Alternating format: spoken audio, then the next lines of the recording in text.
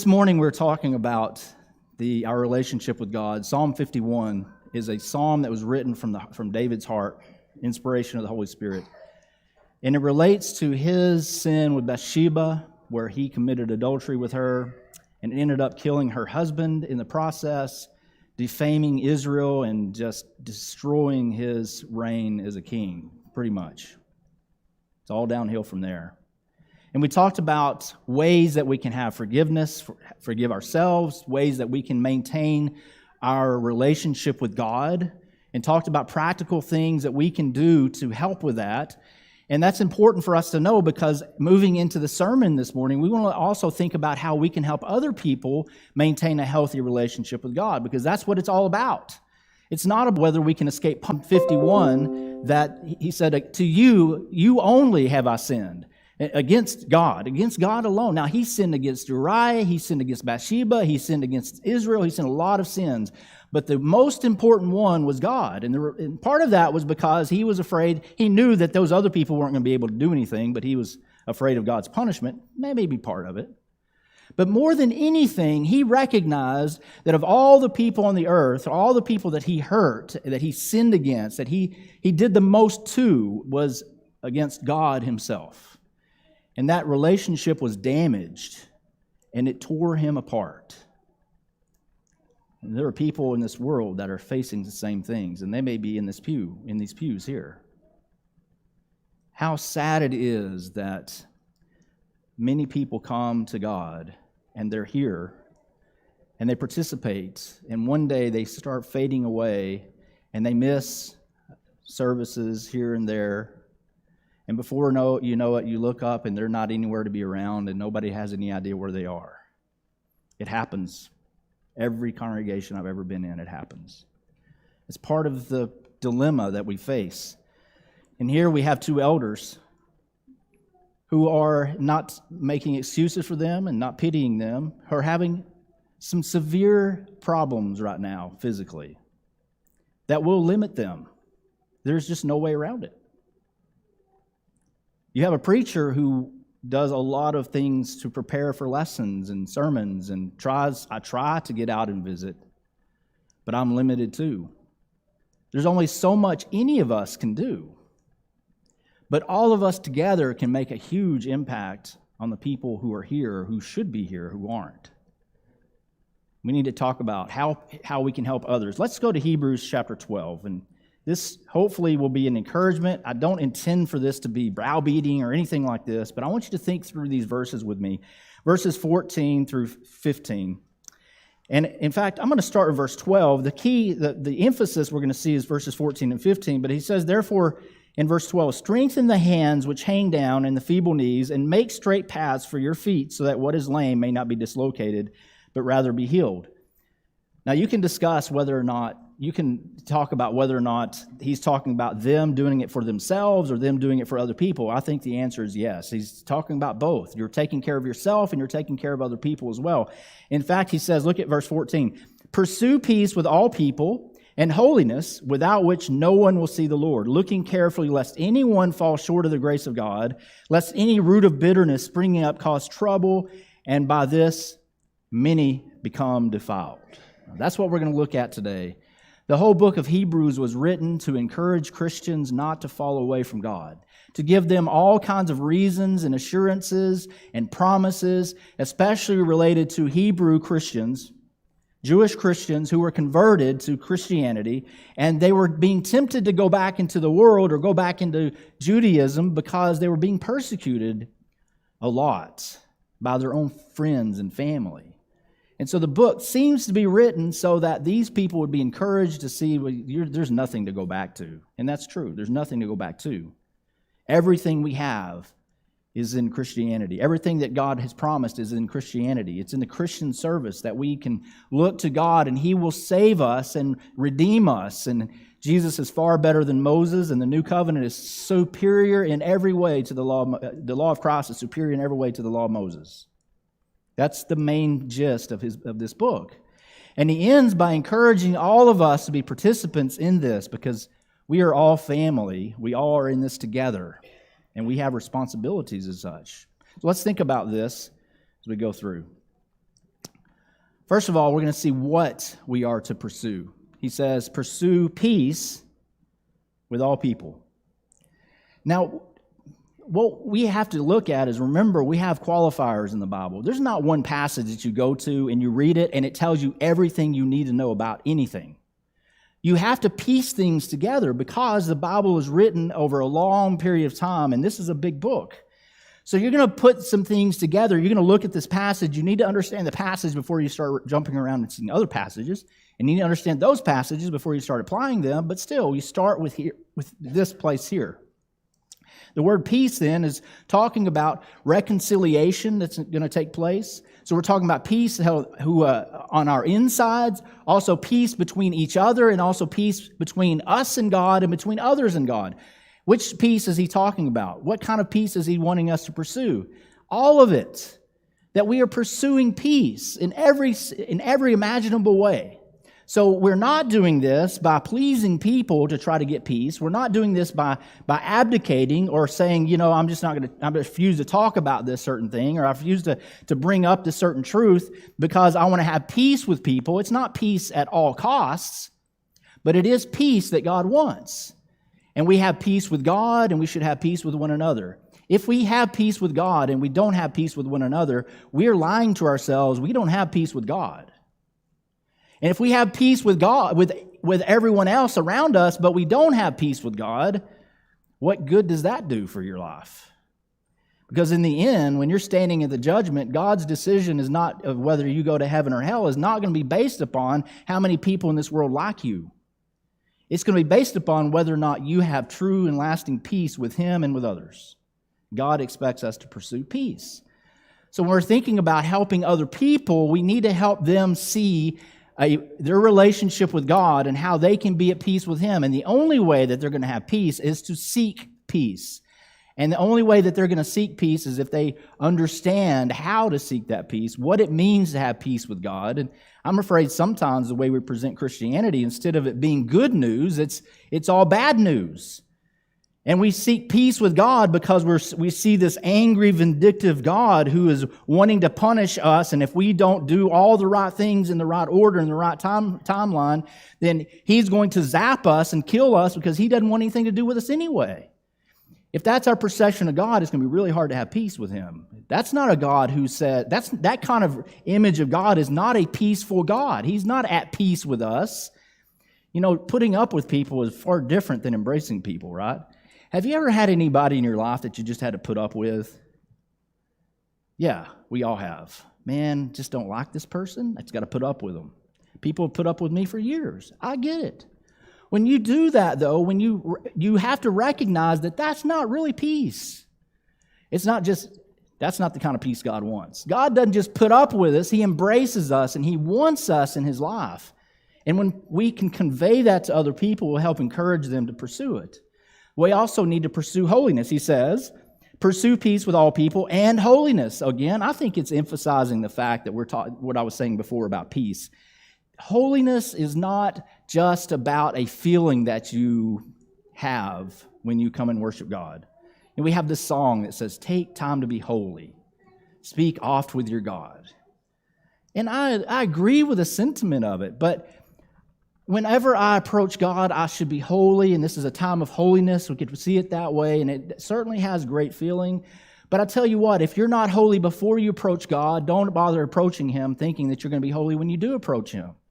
You are made holy by God, of course, but we live holiness in our lives. Holiness is a process that we're going through. It's the idea of sanctification, that God is cleansing us. He's healing us from the past sins and the problems that we've had in our lives. And as we do that, we're made closer and closer into the image of Jesus. And that's the peace that we have, and it also relates to the holiness that we have. So if you're God's people, if you are able to approach God and have Him listen to you, which He listens to His children, if you're able for God to listen to you, that means that you're holy. And if you're unholy, that means that God's not going to listen to you in the same sense of that word. What are we pursuing? Holiness. Holiness in our own lives. And hey, listen, the word holiness shouldn't be replaced with perfection. That's not the idea. But you can be holy because God has said He can make you holy. So what do you pursue? we also pursue each other. Because look at what he says. Verse 15, looking carefully lest anyone fall short of the grace of God. Looking carefully it's an interesting word in the original language. Look it up sometime. You're going to see that it is the word that is used to describe the work of elders. It's the word that means overseer. It means to oversee. That's literally what the word is. They translated in my translation by looking carefully. Okay, that's good. They don't want to say that we're all overseers. The claim is, I'm not trying to make the claim that we're all elders, that we oversee the congregation, but the same word is used. You have to ask why. The idea is of the word is someone who is one of the sheep, which elders are also part of the flock. One of the sheep who is sitting around, who's walking around eating his grass, minding his business, who has the determination or has the thought that I'm going to look up over the top of the other sheep and see if there's anybody who's having trouble. That's what the word means. I'm looking over the top of. So I'm overseeing them, and we've applied that to having dominance in some ways for some things. Well, that's not the idea here. The idea here is that we look up and look around and see if anybody's having trouble. We oversee each other. And in fact, this is written to all Christians. He says, looking carefully lest anyone fall short of the grace of God. So we're trying to find those people who are struggling.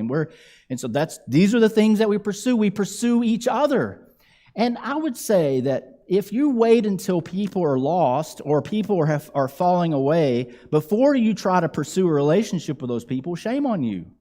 Now, we can't all have strong relationships with everyone in the congregation. We're really not made that way. We have a limited number of people that we can interact with and deal with, but we all ought to be doing that with someone, right?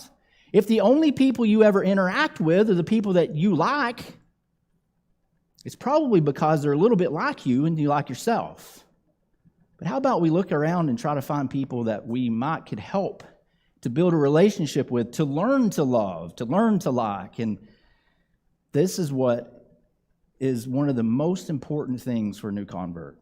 You know, they say that if within the first few months, new Christians don't make a strong connection with at least 7 people in the congregation, it's very likely, most likely, that within a year they won't be here. What we tend to do is we clump. I'm perfectly happy. I've got my 6 friends. We all love each other, pat each other on the back. I don't care if anyone else is here or not. And all of us fit into that category if we're not careful. And what happens is we have new people come in and they start looking around like, where's my clump? I don't have a clump. Where's my clump? And they're excluded, not by words, but by activities. Oh, we invite our friends over to our corner. And people come over, yeah, we'll put up with them, but we never invite them in and put our arm around them and say, you need to be part of our clump. I don't think we should have clumps, but human nature does that. So what do? We need to look out for each other and try to include as many people as we can. And you can have more than one clump, by the way. I like that word. What are we pursuing? Peace, holiness, and each other. We also need to recognize something here. He tells us what to look for. Now, this is not just all right here, but it only makes sense if you're overlooking and you're trying to make sure everyone is content or everyone is growing, everyone is thriving the way that they should, and you want to take responsibility for that, which we all should. You got to know what to look for, right? And he lists here, so we can see in the book of Hebrews several things. The first one that's listed is bitterness. Look at what he says here. Looking carefully, lest anyone fall short of the grace of God. All right, so this is how we're going to be falling short of the grace of God. He says, lest any root of bitterness springing up cause trouble, and by this many become defiled. So bitterness is something that we can see as a danger sign. What does it mean to be bitter? It means everything is negative. Nothing's right. Everything is wrong. It means that they can't find anything to be happy about. We have that tendency if we're not careful. And there are a lot of reasons that people can grow into bitterness. But it is a fact. when you start seeing hearts that start to go sour, we can tell. We can see it on their faces most of the time. When you see it on their faces, it's a time to start making relationships, if that's possible. It's time to start praying for that person. It's time to start interacting. It's time to start taking responsibility for the souls of someone else around you. Because bitterness can cause many to become defiled, and it's happened all throughout history. And most of the time when people are bitter, they don't even realize how dangerous it is to them or how harmful it is. The other one, he says, is profane living. You start looking around and people, their lifestyle starts to change. It starts to shift. You start noticing that they start doing things they hadn't done in the past. Or you might see them shift their perspective and start thinking about worldly things more than spiritual things when they were not thinking that way before. We all have that balance that we have to put in place between the problems and challenges of this world and trying to be a righteous person in God's eyes and trying to pursue the relationship with Him. We have that struggle. And so there are times when there's going to be, sometimes we may get out of balance. That's the perfect opportunity to help someone, to get into their lives and help them.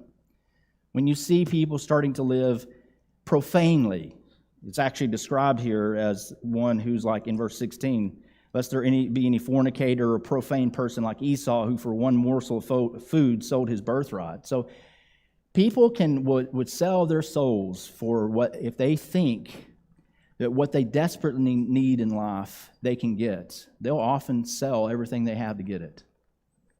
Think about this. You thought at one point, and probably hopefully now still, you thought that your relationship with God was worth giving up everything in your life to do it, if that's what it took. I did too. Still do. But there are people that begin to lose faith, and they start thinking, well, maybe God actually can't do everything that I need in my life. And they start looking around at other alternatives, at other things that maybe this can give me happiness in life instead of God.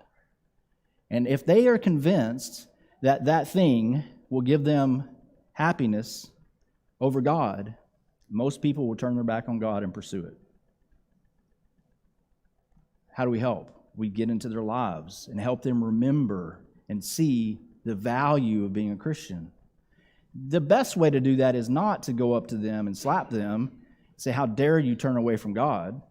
The best way is not to condemn. It is to get into their lives and help remind them of the goodness of God. Romans chapter 2 tells us that it's the goodness of God that causes us to repent. Certainly, we need to know between right and wrong. We need to be careful. We need to respect God's power and God's vengeance, which is real.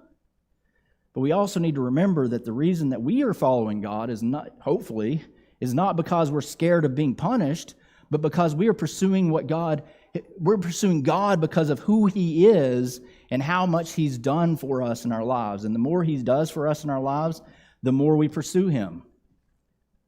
And when we start missing that, we stop seeing that, we are in very big danger and we start living a profane life. Profanity is nothing more than taking something that is meant to be holy and using it in ways that are unholy. And your soul is meant to be holy. And to use it in unholy ways is profane. Adultery comes from that. That's one of the things it says there in that verse. So we need to think about who are those people who are in danger. I've already talked about that a little bit. But we see those things that are happening. We can see the results of these things. These are the things that people do and participate in that result in profane living or result in bitterness that come about. Here's 3 things. Look in Hebrews chapter 10. Verses 23 through 25. It says, let us hold fast the confession of our faith, of our hope without wavering, for He who promised is faithful. And let us consider one another in order to stir up love and good works, not forsaking the assembling of ourselves together, as is the manner of some, but exhorting one another, and so much the more as you see the day approaching. Now, I've been in this position before. I understand what it's like, but sometimes people who miss services, if someone else calls them, they think, well, you're just condemning me. You're just judging me. No, it's not that. Some people might do that. But most of the time, people are calling because they're concerned. One of the kinds of people who are in danger of becoming either bitter or profane in their living are those people who neglect to come together. They neglect to see the value of each other. And when you neglect to see the value of each other, you start to wander away. That's how it works. If you were seeing the value, if it was the most important thing, your relationship with God was more important than anything else in this world, no one would have to beg you to come to church. And so if you are having a struggle getting here, that tells everyone, if they'll look, these people, they might need a little bit of encouragement. They might need a little bit of help. Because who of us have not been there? I'll raise my hand. I have always, I wouldn't say always, I have been there in my life where I needed the encouragement of people just to go to church. I've been that way as a preacher. You say, well, you only, you have to go. Yeah. And even though I had to go, I sometimes struggled to want to go. Have you ever been there? Of course you have. If you are there and someone else is there, or you have been there and someone else is there now, you can help. Just offer an encouragement. Another people who are in danger is Hebrews chapter 12, verses 5 through 11. This is where he's talking about people who have gone through tremendous hardship. You have forgotten, in verse 5, you've forgotten the exhortation which speaks to you as to sons. My son, do not despise the chastening of the Lord, nor be discouraged when you are rebuked by him. For whom the Lord loves, he chastens and scourges every son whom he receives. If you endure chastening, God deals with you as with sons. For what son is there whom a father does not chasten? But if you are without chastening, of which all have become partakers, then you are illegitimate and not sons. Furthermore, we've had human fathers who corrected us, and we paid them respect. Shall we not much more readily be in subjection to the Father of spirits and live? For they, indeed, for a few days chastened us as seemed best to them, but he for our profit, that we may be partakers of his holiness. Now, no chastening seems to be joyful for the present, but painful. Nevertheless, afterward it yields the peaceable fruit of righteousness to those who have been trained by it. Now, there's a lot going on here, but he's giving us a good outlook on the pains and troubles that we face in life. Not everything that happens to you in your life is because God decided you need a punishment for something. But I guarantee you, everything that you go through, God can use to make you stronger. That's what this is about. He will use the circumstance of your life. In Romans chapter 8, when it says, all things work together for good to those who love the Lord, we tend to think of that in terms of all the great things that happen to me are there to help me become a better person, a better Christian. Of course they're there. But it says when all things that relate to, that we face in life, all things also includes the bad stuff that happens to you as well. What is God doing? He is working through all things to bring you closer to God. But there's a big if here. The end of this chapter, in chapter 12, at the end of verse 11, he says it yields the peaceable fruit of righteousness to those who have been trained by it. And the difference between you being trained by the problems and troubles and pains of this world and not being trained is your perspective. You have to ask the question, what am I going to learn from this? When you ask that question, you start seeing answers. This is what I can learn.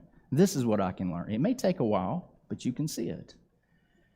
The alternative is just to be a victim through life. And when you become a victim of life, you become bitter, which is what happens when many people have pain. They just get bitter. It's much easier to do that, by the way. So be careful. Those are the people who are in danger. Another one is verses 12 and 13. Therefore, strengthen the hands which hang down and the feeble knees, and make straight paths for your feet, so that what is lame may not be dislocated, but rather be healed. So what is it saying here? People have weaknesses. This is what he's saying here. To strengthen the hands which hang down. They have feeble knees. And all of us, At one point or another in our lives, we're going to have those feeble knees. We don't want someone, if you have your feeble knees, you're kind of like this. What would it be like if someone just came and kicked your knee? You're down. It's over. We don't need people to kick our knees. We need people to come over and put their shoulder underneath our armpit and pick us up a little bit and say, hey, let's go sit down over here. We need help from each other.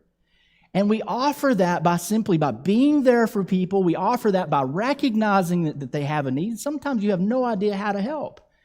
You could go up to them and say, I'm not saying that you're lost. I'm not saying that you're doing anything wrong, but I'm concerned. It seems like maybe you're having some trouble. What can I do to help? Don't assume that you know what it takes. You may not have any idea what they need. But I've often found that when you ask, the first response will be, I don't know, or nothing. But don't let that stop you, because there's something probably that you can do. Even if it's just, let's go sit down and drink a coffee together and we can encourage each other. Is there anything wrong with that? Absolutely not. Man, we need that camaraderie, right? We need that. People go through things alone many times, and they don't reach out. That's their fault, but it's also human nature. We need to recognize that. We can't blame it on them. You're alone because of you. They're alone because we also don't reach out. That's human nature also. So if we want to overcome human nature, we become like Jesus. And Jesus' nature says we ask for help and we reach out to offer help, because we care about each other. Think about your life. We all offer help.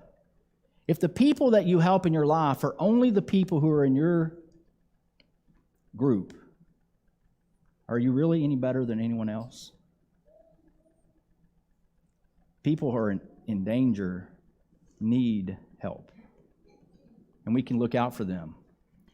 And the thing is that you might say, it's not my job. I am so happy that Jesus didn't say, it's not my job. Or, he didn't have to come to this earth. He chose to. God didn't have to set in motion the plan of salvation. He chose to, because he loves us. And if we claim to be with God and claim to follow God, it's certainly true that we can't do everything, and we have to respect that. But at the same time, if we look around and say, it's not my problem, we're not much better off. A few years ago, there was an incident that happened when about four teenage boys were watching another teenager swim. And he started to drown. He was calling out for help. And they made a semicircle and watched him drown without lifting a finger.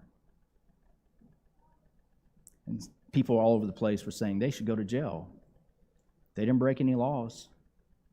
It's not required that if you see someone putting with their life in danger, it's not required that you give up your life to save that person. It's not. But we know common decency would say, get a stick and stick it out there, for goodness sake. We know that. We would form a human chain. Why? Because it's a human being in desperate need of help. And yet we see people in church and even outside the church in dire need. They're slapping the water. They can't even scream out for help because their water keeps going down their throat. They're in desperate, dire straits. And we sit around and watch and go, that's interesting. Wonder what's going to happen next. We need to think of others. This morning, if you need prayers of the church, we're here for you. If you need help, please don't sit in silence. Don't think, nobody's going to help. A lot of people may not be able to help, but you will be surprised, perhaps, of the people who can help, who want to help. And if you are a Christian and you have it, and you're on the other side of this, and you're enjoying the health that and the prosperity that comes with Christianity, and you see other people struggling, please share the wealth. Help them out as much as you can. there's anything we can do for you today, please let us know, and please come as we stand and sing.